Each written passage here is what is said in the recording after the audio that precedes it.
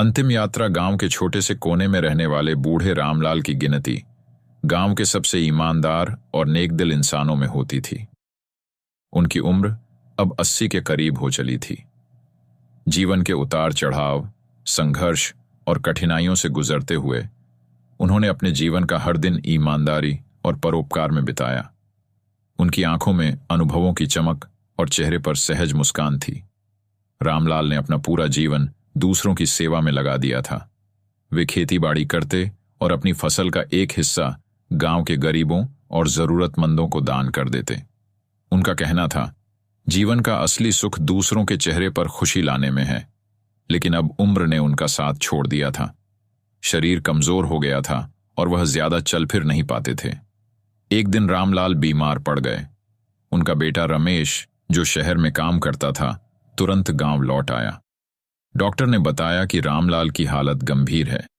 यह सुनकर रमेश और पूरा गांव उनके पास इकट्ठा हो गया।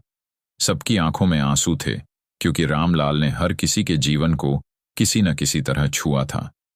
रामलाल ने अपने अंतिम समय में गांव वालों को बुलाया। उन्होंने सबके सामने अपनी अंतिम इच्छा जाहिर की। उन्होंने कहा, जब मेरी मृत्यु हो तो मेरी अंतिम यात्रा सादगी से करना। मेरी चिता पर कोई महंगा सामान न रखना और मेरी स्मृति में कोई बड़ा भोज न देना। बस जो पैसा खर्च करना चाहते हो उसे गरीबों और बच्चों की शिक्षा में लगाना। यही मेरी असली श्रद्धांजलि होगी। उनकी बातों ने सभी को भावुक कर दिया।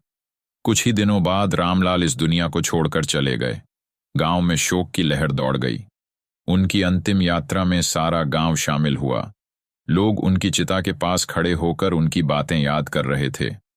रामलाल की अंतिम यात्रा बहुत साधारण थी, लेकिन उसमें एक गहरी सीख छिपी थी।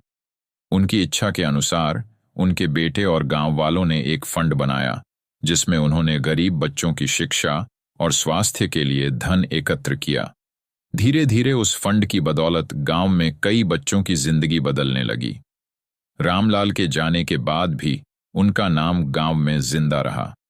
उनकी शिक्षाओं और उनके नेक कार्यों ने लोगों को प्रेरित किया। उन्होंने दिखाया कि जीवन की असली उपलब्धि पैसे या संपत्ति में नहीं, बल्कि दूसरों की भलाई में है। आज भी गांव के लोग जब किसी जरूरतमंद की मदद करते हैं तो रामलाल को याद करते हैं।